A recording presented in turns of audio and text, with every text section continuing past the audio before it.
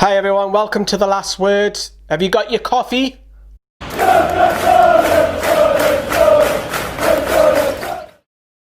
Yes everyone, how you doing? Is alright? Frustrating as that game may seem, at least that's the only positive I'm taking out of the game, is that Newcastle got a point.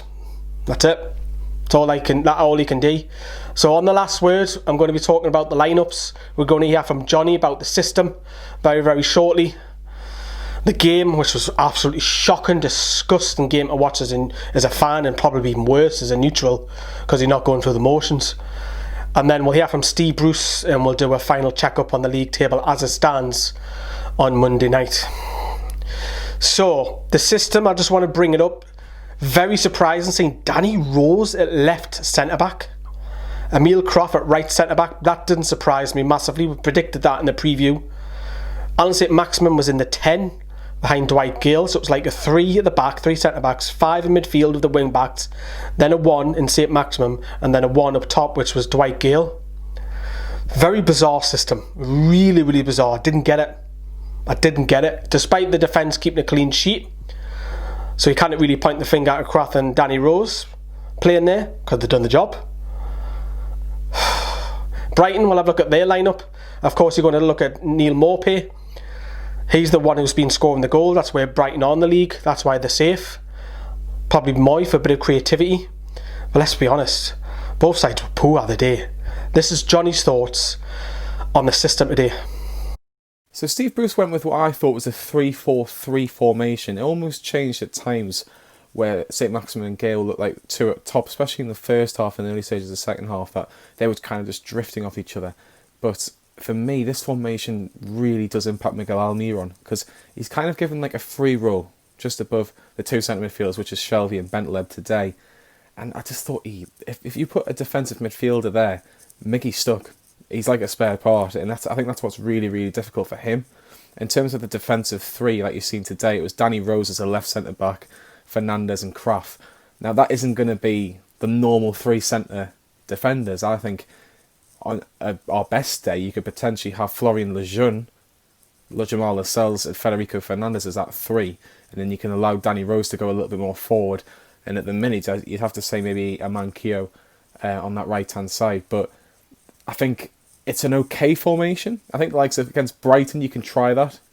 I think against obviously the likes of your Man Cities and your Liverpools, etc., it isn't going to work. It is not going to work. But it's encouraging, I suppose, a little bit that Steve Bruce is trying something a little bit different. You know, Newcastle fans a few months ago, you know, just before lockdown, were saying, do something different. Like we were drawing 0-0 against Norwich and Burnley, and it was 5 at the back, and it just didn't look good. At least he's trying something a little bit different, but when you haven't got the personnel to match it, I think it is very difficult, and Steve Bruce has to try and do something.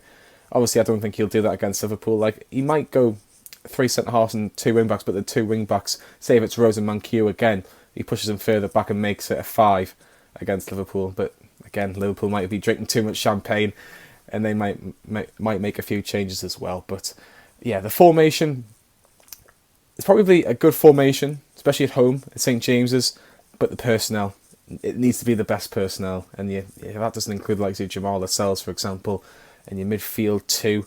Shelvey's in there, you need maybe an Isaac Hayden, and what do you do with Almiron?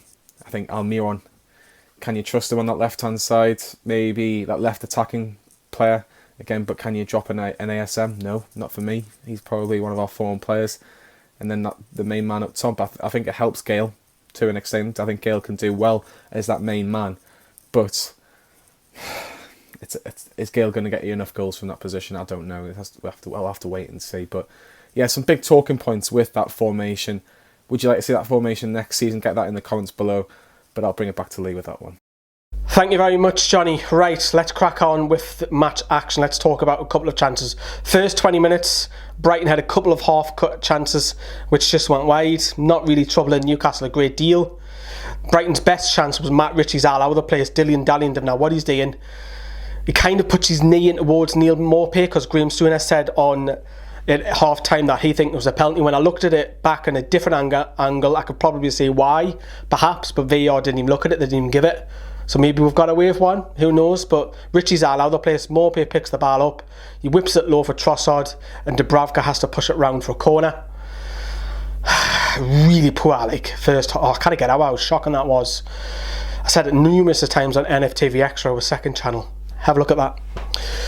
But our best chance in the first half is from a corner when Shelby's over on the left-hand side. He whips it in with his right foot. Dwight Gale, fantastic bit of movement to get away from his man. He has too much on it. Just over the bar, has too much on it. If he just flicks it on, he probably gets a better connection.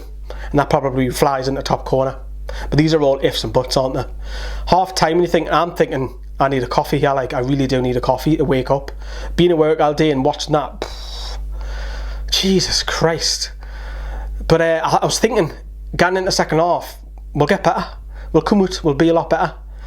But fuck me, the game just carried on so lethargic. Best two chances were ours, I would say. Where Almiron had a chance and he stabs it and Matty Ryan has to push it wide. And then the other one was in the dying minutes. But before we talk about that, Brighton's best chance was Webster's long-range effort where Dubravka acrobatically pushes it out of the bar. That's Brighton's best chance. But Bruce made the substitutions. I thought they were too late. I can see why he brought Joe Litton on. I can see why he brought Cavill on to change it up because nothing was working going forward. We were shite. We were really shite the day. So were Brighton, mind. But I can see why he changed it, but for me they were too late. Lazaro getting 5 minutes, man. 5 minutes. What's the point of being here? I've said this for weeks now. I'm not going to get on about it too much. But what's the point of the lad being here?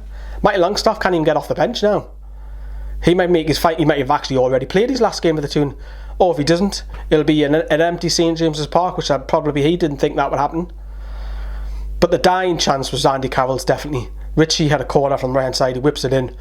Meat and drink for Andy Carroll. That's what he's there for, and you think he's going to score his first goal. Heads it wide from 3 or 4 yards. That's got to go in the back of the net. It's got to. He nails it. Game ends 0-0. Oh, it was awful. I was actually pleased it was our, to be honest with you. The only positive is that's come out of the game is that we've got a point. That's it. The only positive to come out of it. Clean sheet, maybe. You might look at that. Defenders filling in where they shouldn't be. But Liverpool next weekend, you don't know what side Liverpool are going to put out. Obviously Liverpool are celebrating the trophy on Wednesday night after their game against Chelsea. Is Jurgen Klopp going to play the kids? Obviously we'll do a preview Black and White show later on this week about it.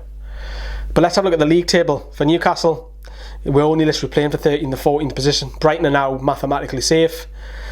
The bottom of the table, you would probably say Watford sacking Nigel Pearson was just stupid. Absolute stupidity. But it's down to Brighton, Bournemouth and Ellie gone and Villa for whoever goes down. So it'll be an interesting weekend, and obviously the top 4 will be as well. But Steve Bruce, this is Newcastle channel, obviously we'll get back on a topic. Steve Bruce, this is what he said, the reaction about it. How long can you afford for this to go on with next season just around the corner?